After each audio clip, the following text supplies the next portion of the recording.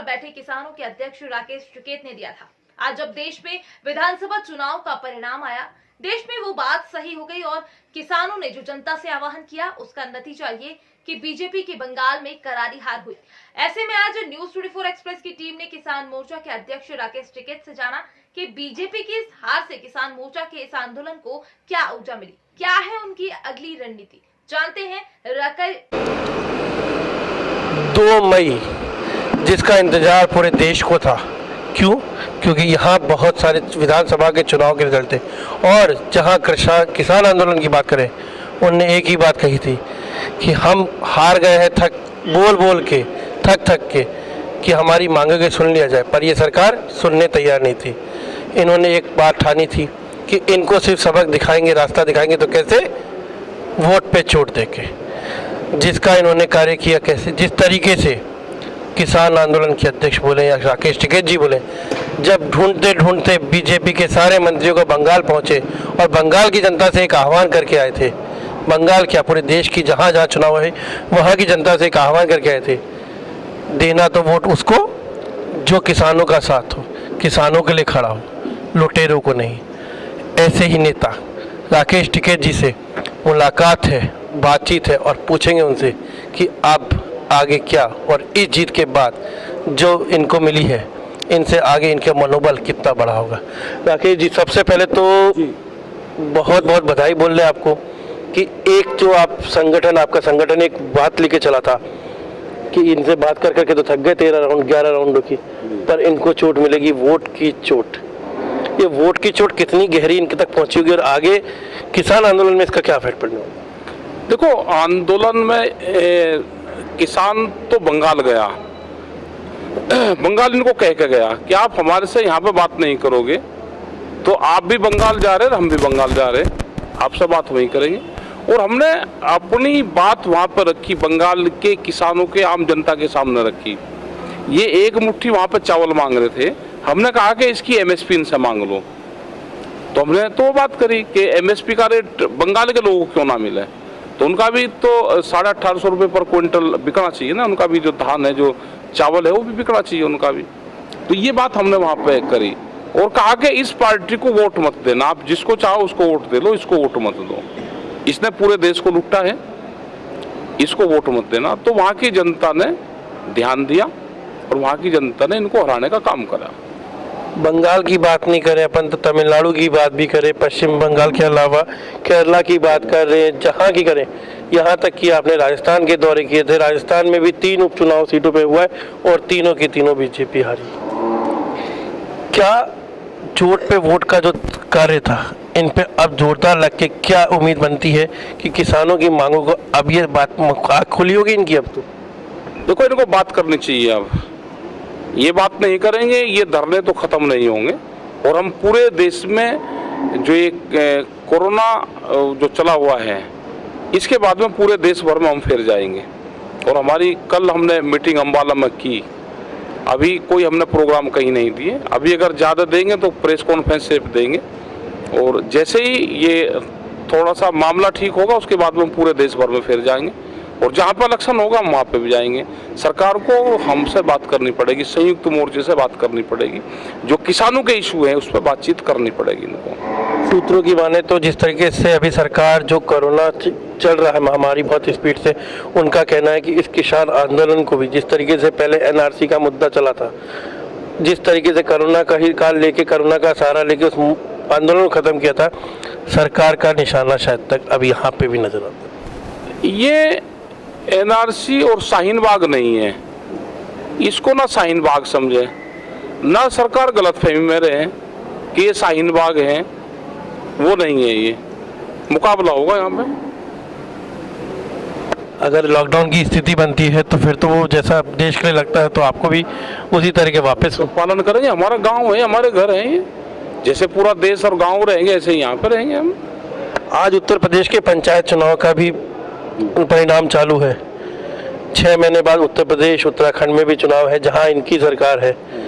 अभी तक के जो परिणाम हम लोग को आए हैं, रुझान आए हैं, किसान नेता जो किसानों नेता को समर्थन कर रहे थे, किसानों को समर्थन करने वाली आरएलडी 6-6, 7-7 सीटों पे समाजवादी पार्टी के लोग हर जगह अपना परचम ले रहे हैं, ये भी किसान संयुक्त मोर्चा की जीत को माना जाए? नहीं, बिल्कुल है। ये तो एक विचारधारा की जीत है, और जिस हिसाब से तानाशाही रवैया देश में चल रहा है उसको देश की जनता बर्दाश्त नहीं करेगी। जिस तरह से वोट आपने किस मकसद से लिया और आप फिर जब सरकार बन जाएगी काम आप क्या करोगे, वो देश की जनता उसको सहन नहीं करेगी। आप जिस तरह से पूरे देश को बेचने का काम कर रहे, आप घोषणा पत्र में दो ना कि हम जो ये संस्थान है, जो बड़े बड़े संस्थान है, हम रेलवे को बेचेंगे। आप घोषणा पत्र में दो कि अगर हमारी सरकार आएगी हम रेलवे को बेचेंगे। आप मंदिर के नाम पे वोट लेते हो, देश को तोड़ने के नाम पे उस पे वोट लेते हो, आप 20 और 80 के बंटवारे पे वोट लेते हो, और आप फिर काम दूसरे करते हो, देश को बेचने का काम करते हो। जिस तरह से प्रधानमंत्री चुनाव के दौरे में उसमें गए, वो देश के प्रधानमंत्री है, उनको बंगाल में नहीं जाना चाहिए था एज ए प्रधानमंत्री। क्या वो किसी पार्टी के हुए हैं? वो देश के प्रधानमंत्री है, ये शर्म आनी चाहिए उनको। अगर जाना था जब पार्लियामेंट के चुनाव हो और जब चुनाव आचार संहिता देश, वो तो बांग्लादेश भी पहुंच गए थे, वहां से भी कहते थे यहाँ से मेरा पुराना रिश्ता। हाँ, वो पुराना रिश्ता है। मतलब शर्म आनी चाहिए, देश के प्रधानमंत्री को शर्म आनी चाहिए कि जब चुनाव हो, छोटे इलेक्शन हो, और उसमें वो पार्टी के वर्कर बन के वहां पे जाए, तो नहीं जाना चाहिए। वो देश के प्रधानमंत्री है। आप कह रहे हैं कि उनको पार्टी का वर्कर, वो प्रधानमंत्री है, उनका तो कहना था कि मैं बंगाल में जिस तरीके से सांप्रदायिकता फैली है, अराजकता फैली है, मैं इस बंगाल को स्वर्ण बंगाल, सोने का बंगाल बनाने आया हूं, और जब हमारे डबल इंजन की सरकार आएगी तो ये सोने का बंगाल होगा। यहाँ पे जो नहीं मिला, किसानों को नहीं मिला, गरीबों को नहीं मिला, वो सब सुविधाएं यहाँ पे मिलेगी। वो 3 बिल के बारे में भी वहां पे बंगाल में बता देते। जितने भी इनके चुनाव हुए, दिल्ली में आंदोलन चल रहा, जो 3 कानून ये लेकर आए, उसके बारे में वहां कोई जिक्र उन्होंने नहीं करा। और हालात ये हैं कि हरियाणा जैसे स्टेट में आज 20 से ज्यादा मंडियां बंद हो चुकी है। पूरा जो किसान की कनक थी उसकी कोई खरीद वहां पर नहीं हो रही है। बहुत बुरी स्थिति पूरे देश में है, और इसका रिजल्ट आने वाले टाइम पर और सामने आ जाएगा। लेकिन सर अभी कुछ देखने मिला था, जिस तरह से उत्तर प्रदेश सरकार ने बोला था कि हम गन्ना किसानों का फसल का पैसा उनको समय पे दिलाएंगे। अभी थोड़े दिन पहले गन्ना नेता, किसान नेता बोले उसको, जिनको भी उन्होंने साफ साफ एक बयान दिया था कि हमारी सरकार में आपका गन्ना मिलों तक तो पहुँच रहा है, पैसा भी मिल जाएगा, चिंता ना करो, हम दिलवाएंगे। करीब 15,000 करोड़ रुपया बका है अभी। ये तो कहते पिछली बार वाला को चुका रहे हैं, वही चुका नहीं। ये एक गलत धारणा बना दी कि भाई हम पिछला चुका रहे। भाई शुगर मिल हमारा वो ले रही है गन्ना, शुगर मिल पैसे देगी ना। ये कंट्रोलिंग बॉडी का काम है इनका करने का, उस पर कंट्रोल करो, पैसा दिलवाओ। अभी आप कह रहे हैं कि आगे जो चुनाव, ये जो कोरोना काल खत्म हो जाए, जो बहुत देरी में आगे चुनाव है उत्तर प्रदेश में, उत्तराखंड में, गुजरात में, पंजाब में, ये 4, पंजाब तो ठीक है, पर ये तो 3 राज्य, उत्तर प्रदेश, उत्तराखंड और गुजरात, जहां इनकी सरकार है जी।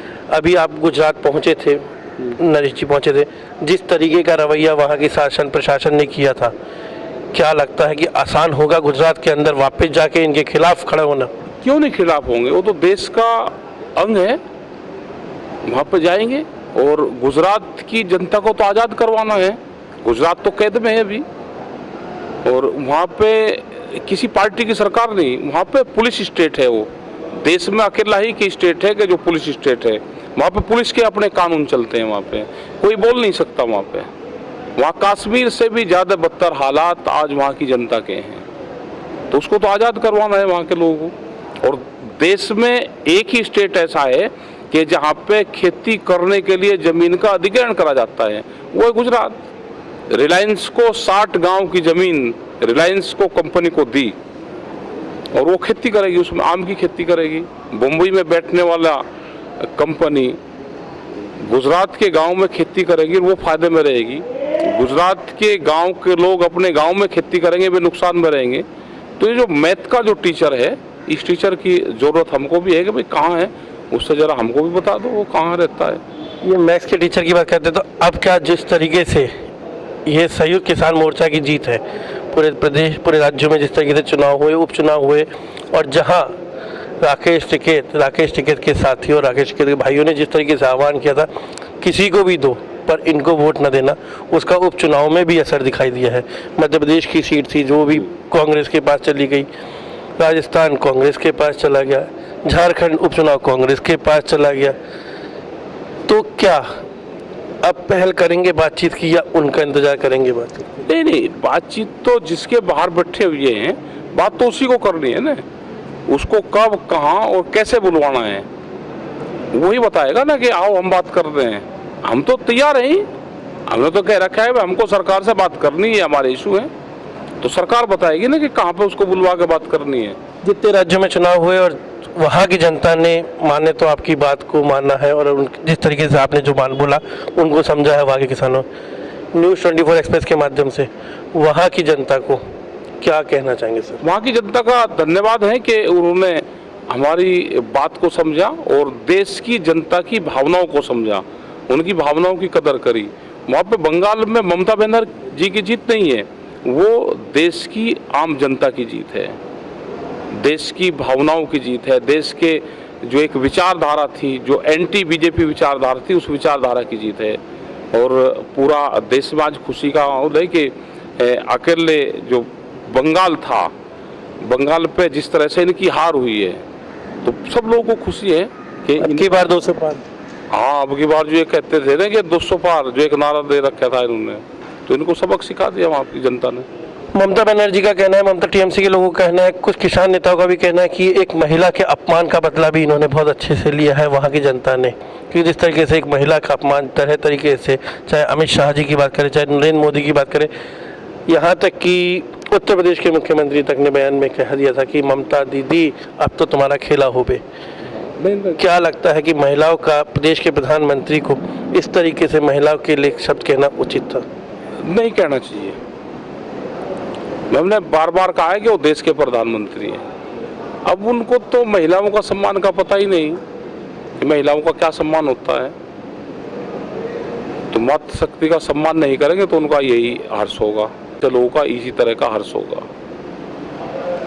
तो ये थे हमारे साथ किसान नेता राकेश टिकैत जी, जिनका साफ साफ कहना था जिस तरीके से देश के अंदर जो किसान नेताओं ने, राकेश टिकैत जी ने आह्वान किया था वोट दो, पर उसको जो किसानों के साथ हो, बीजेपी को मत दो, वही फैसला, वही आवाज़ आज पूरे देश में हुई।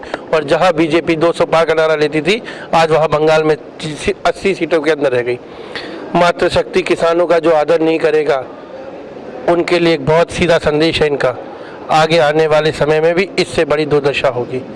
मैं अनुज अपने कैमरामैन मनीष के साथ गाजीपुर बॉर्डर से, धन्यवाद।